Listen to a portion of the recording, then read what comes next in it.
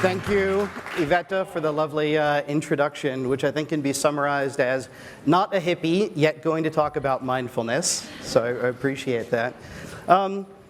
So mindfulness is something where the research behind it has really piqued our interest in our effort to create a highly effective and also compassionate workplace.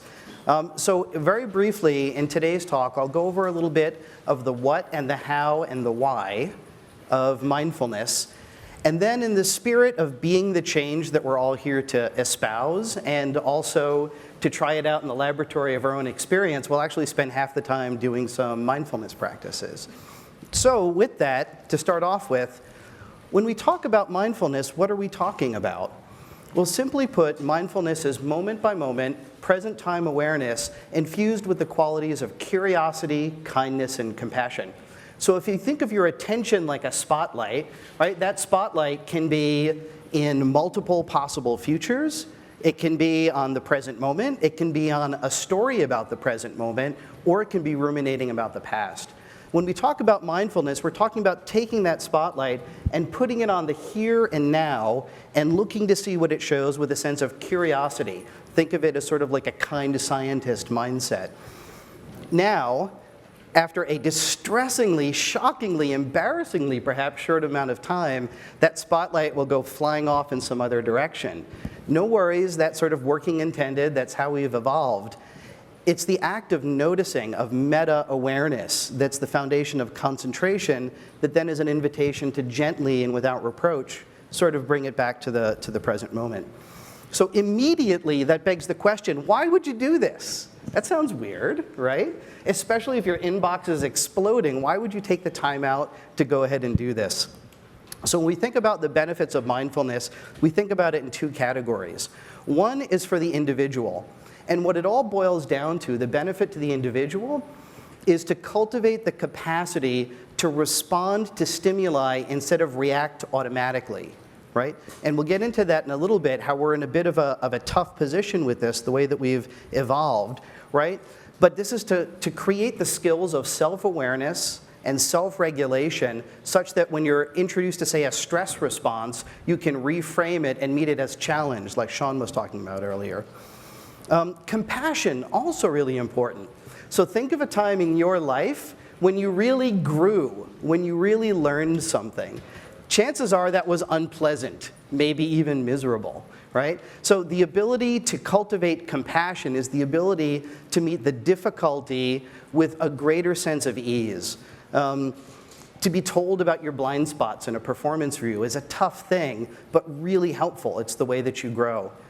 Here we set our goals routinely beyond the possible, and we meet that with a skill set that's actually better suited for dealing with bears. So the second category is for the organization and for the community. If you think about an organization is a machine made out of people. If you have these skills of self-awareness, self-regulation, and compassion, generally referred to as emotional intelligence, chances are you'll have an organization that wastes less energy on friction and has more energy available to do the work of the group. Secondly, with the compassion aspect, cognitive perspective taking, the ability to see things from someone else's point of view, and compassion, what sort of decisions would an organization make if they had empathy and compassion for themselves, for their partners, for their customers, and for the communities that they operate in? If my friend Meng was here, he would say that clearly world peace would break out, shortly thereafter, so I'll put in that plug for Meng. Now, if you're like me, you hear these sort of highfalutin, really ambitious outcomes, and you say, but wait, we were just talking about this spotlight. How the hell can the spotlight, be created with this? Or how can you create this effect? So I'm going to attempt to take thousands of research pages and talk about them in 40 seconds, so apologies in advance, and here we go. We are the descendants of nervous monkeys. The chilled out monkeys did not have a chance to make baby monkeys. Therefore, we have inherited a body and a mind that is optimized for threat detection and response, fight or flight. And if you're privileged enough to live in the first world, if you're privileged enough to have a post-industrial job, this skill set is poorly suited. It has a habit of turning off the rational and thinking part of your brain to suppress creativity, right? And yet, we meet a lot of times the stressors and even the audacious goals in our workplace with this skill set. So for example, if I go and I present to Laszlo a plan that is reasonable, given current knowledge, technology, and resources, he's going to tell me to try again, right? And I'm going to meet that situation with the skill set designed for dealing with bear attacks, despite the fact that chances of him physically attacking me are like 5% at the peak, right? So what mindfulness does is it takes the newer parts of the brain that have the ability to downregulate the older fight or flight parts of the brain. And this is what's crazy to me and beautiful and hopeful, is that you can actually change the function as well as the structure of these downregulating parts of the brain. This is how it's something as insane sounding as taking the spotlight of attention over and over again trains like that. But that's the mechanism. And the fact that compassion is trainable, there's been great work coming out of Cal Berkeley and CCARE at Stanford, and I just went through a great experience with the Max Planck Institute. Putting all that together gives me a massive sense of hope that we can bring this to bear in the workplace, enough where I decided to change my career to have the opportunity to work on it full time, despite being pretty happy as a Google engineer. So, let's do it. Let's see if I'm full of shit or not. Scientist, curiosity.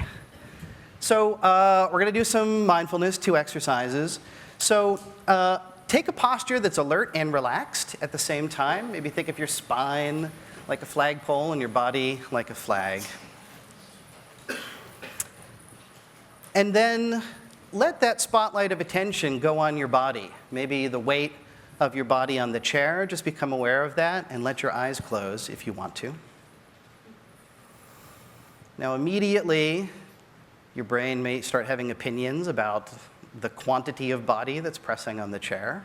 This is that spotlight wandering away. Just gently bring it back to that physical sensation of body on chair.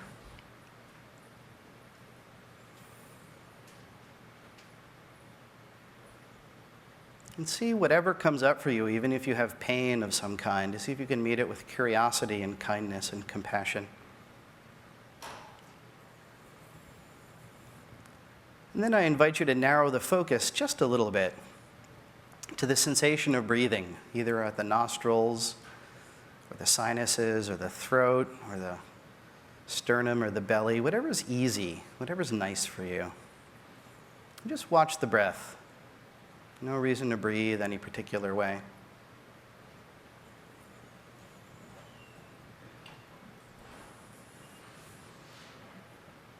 And when your attention wanders, that sense of gentleness, just retrain it back to that moment-by-moment present time awareness.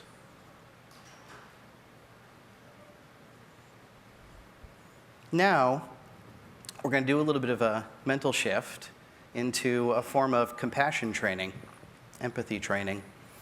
So I'd like you to visualize in your mind's eye someone you met today that you liked, someone you had a good conversations with. Bring their face to mind. And then just say to yourself in mind the following: this person has a body and a mind, just like me. This person has feelings, emotions, and thoughts, just like me. This person has at some point been sad, disappointed, angry, or confused, just like me. This person in his or her life has experienced physical and emotional pain, just like me. This person in her or his life has experienced joy, happiness, and love, just like me. This person has a desire to be happy, just like me. May this person be happy. And then allow your eyes to open and your attention to sort of come back and occupy this part of the room. What we just did was sort of formal mindfulness, where you sit down with sort of a plan and execute it. To finish up, I would like to encourage you to try informal practice, right? This is great for people who are busy and something we've been really playing with. So on your seat, you will see a sticker that has a pause symbol on it. I'd encourage you to put this on your phone and your laptop and make a friend of elevators, of red lights, of the red person of the crosswalk, of the slow person in front of you, of the ATM seemingly executing a leveraged buyout or whatever takes 15 minutes to do on an ATM. You can turn that moment into your friend. So this is a little reminder. When that happens, just take a mindful breath or two. Anytime when you feel the desire to pull out your phone, instead, try doing a mindful breath. Instead, try having a kind thought. Maybe even for somebody who's struggling, for that person who clearly can't operate an ATM or has never been to a cafeteria in their life and is going slow. So I leave you with the following. What would your life be like if you had the skills of self-awareness, self-regulation, and compassion, the ability to respond instead of react consistently? For the groups you're a part of and the communities that you live in, what would it be like if a non-trivial percentage of people had those skills? What would they do differently and what changes could they make, right? So this is possible, and I encourage you to try this out in the laboratory of your own experience and see if we can't change things from the way they are to something better. So thank you.